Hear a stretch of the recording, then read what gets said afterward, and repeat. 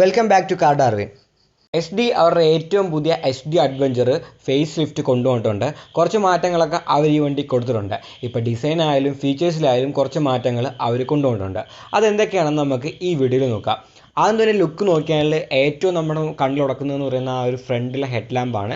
അതായത് ഇപ്പോൾ BMW-ൻ്റെയും അതേപോലെ തന്നെ ഹോണ്ടയുടെ CRF 300 പോലത്തെ അതേപോലത്തെ ഇൻസ്പയർഡുള്ള ഹെഡ് ലാമ്പാണ് ഇപ്പം ഈ ഒരു വണ്ടിയിലും കൊടുത്തേക്കുന്നത്. രണ്ട് ട്വിൻ LED വരുന്ന കാണാൻ നല്ല മനോഹരമായിട്ടുള്ള നല്ല അഗ്രസീവ് ആയിട്ടുള്ള ഒരു ADU ബൈക്കിൻ്റെ ഫീൽ വരുന്ന ഹെഡ് ലാമ്പും കാര്യങ്ങളൊക്കെയാണ് വണ്ടിക്ക് കൊടുത്തേക്കുന്നത്. റിയറിൽ നോക്കുകയാണെങ്കിൽ ടെയിൽ ലാമ്പും അതേപോലെ തന്നെയാണ് ഡ്യുവൽ LED ടെയിൽ ലാമ്പുകളാണ് കൊടുത്തേക്കുന്നത്. അതും നമ്മുടെ ആ ഒരു 80s 90s ജാപ്പനീസ് വണ്ടികളെ ഓർമ്മിപ്പിക്കുന്ന പോലത്തെ ഒരു ടെയിൽ ലാമ്പാണ് വണ്ടിയിൽ കൊടുത്തേക്കുന്നത്. പിന്നെ വന്ന പുതിയൊരു മാറ്റം നോക്കുകയാണെങ്കിൽ വണ്ടിയുടെ സീറ്റിന് മാറ്റം വന്നെന്ന് അവർ പറയുന്നുണ്ട്. സീറ്റിൻ്റെ മെറ്റീരിയലിലും കുഷ്യനിലും അങ്ങനെയുള്ള കാര്യങ്ങളിലൊക്കെ അവർ മാറ്റം വരുത്തിയിട്ടുണ്ട്. അപ്പോൾ നമുക്ക് ടൂർ ചെയ്യുന്നത് കുറച്ചുകൂടെ കംഫർട്ടബിളായിട്ട് ഇരിക്കാൻ പറ്റുമെന്നാണ് അവർ പറയുന്നത്. അതേപോലെ തന്നെ റിയറിൽ ആ ഒരു ലഗേജ് റാക്ക് നോക്കുകയാണെങ്കിൽ അതിനും കുറച്ച് ചേഞ്ച് അവർ വരുത്തിയിട്ടുണ്ട്. പിന്നെ വന്നേക്കുന്നൊരു മാറ്റം നോക്കുകയാണെങ്കിൽ പുതിയൊരു വിൻ വൈസർ അവർ കൊടുത്തിട്ടുണ്ട്. ഈ ഒരു വൈസർ അഡ്ജസ്റ്റ് ചെയ്യാൻ പറ്റുന്നതാണ്. പക്ഷേ അത് അഡ്ജസ്റ്റ് ചെയ്യാൻ അത്രയ്ക്ക് എളുപ്പമുള്ള കാര്യമല്ല. നമ്മൾ ആ ഒരു റിയറിലെ സീറ്റ് തുറന്ന് അത് അഡ്ജസ്റ്റ് ചെയ്യാൻ വേണ്ടിയുള്ള ടൂൾ എടുത്തിട്ട് ഒരു സ്ക്രൂ അടിച്ച് വേണം നമ്മളത് അഡ്ജസ്റ്റ് ചെയ്യാൻ. അത്രയ്ക്ക് ഈസി അല്ല അത് അഡ്ജസ്റ്റ് ചെയ്യാൻ. എങ്കിലും അത് അഡ്ജസ്റ്റ് ചെയ്യാവുന്നതാണ് അവർ പറഞ്ഞേക്കുന്നത്. ഇതൊക്കെയാണ് വണ്ടി ഈ കാഴ്ചയിൽ വന്നേക്കുന്ന മാറ്റങ്ങൾ. ഇങ്ങനെയുള്ള കോസ്മെറ്റിക്കിലുള്ള മാറ്റങ്ങൾ മാത്രമേ വേണ്ടുള്ളൂ. വണ്ടിയുടെ ഹാർഡ് വൈസിലൊന്നും ഒരു മാറ്റവും വേണ്ടില്ല. വണ്ടിയെല്ലാം പഴയ പോലെ ഇരിക്കുന്നത്. ഇപ്പോൾ സീറ്റ് ഹൈറ്റ് നോക്കിയാലും പഴയ പോലെ തന്നെ 815 mm ആണ്. വെയിറ്റ് നോക്കിയാലും പഴയ പോലെ തന്നെ 187 കിലോഗ്രാമോളാണ് വരുന്നത്. പിന്നെ ഫ്രണ്ടിൽ വന്നേക്കുന്നത് 21 ഇഞ്ചിൻ്റെ വീൽസാണ്. റിയറിൽ നോക്കുകയാണെങ്കിൽ 17 ഇഞ്ചിൻ്റെ വീൽസാണ്. 15 ലിറ്ററോളാണ് വണ്ടിയുടെ ഫ്യൂൽ ടാങ്ക് കപ്പാസിറ്റി വരുന്നേക്കുന്നത്. അതിനൊന്നും യാതൊരു മാറ്റമില്ല. ഇങ്ങനെ കുറച്ച് ലുക്കിൽ മാത്രം ചെറിയ ചെറിയ മാറ്റങ്ങളെ കൊടുത്തിട്ടുള്ളൂ. പിന്നെ വേറെ പുതിയ വന്നേക്കുന്ന ഫീച്ചേഴ്സ് നോക്കുകയാണെങ്കിൽ വണ്ടിയിൽ ഇപ്പം ട്രാക്ഷൻ കൺട്രോൾ വരുന്നുണ്ട്.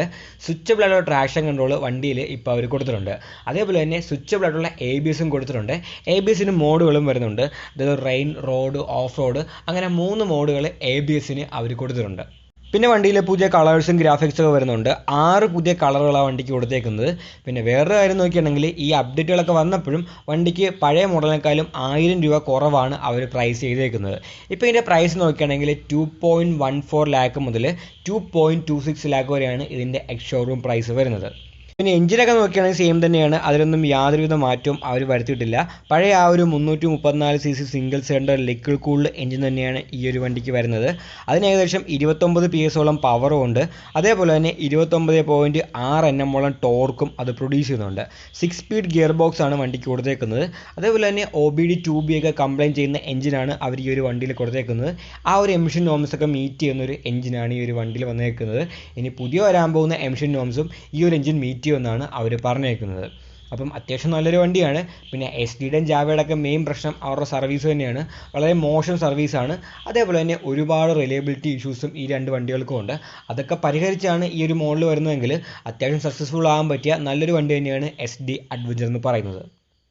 ഈ ഒരു വീഡിയോ ഇഷ്ടപ്പെട്ടെങ്കിൽ ലൈക്ക് ചെയ്യുക. നിങ്ങളുടെ അഭിപ്രായങ്ങൾ കമൻറ്റുകളായി രേഖപ്പെടുത്തുക. ഇനി ഇതേപോലത്തെ വീഡിയോകൾ കാണാൻ ദയവായി ചാനൽ സബ്സ്ക്രൈബ് ചെയ്യുക. ആ ബെല്ലൈക്കൻ കൂടി എനേബിൾ ചെയ്യുക. പുതിയൊരു വീഡിയോയുമായി ഉടനെ കാണാം.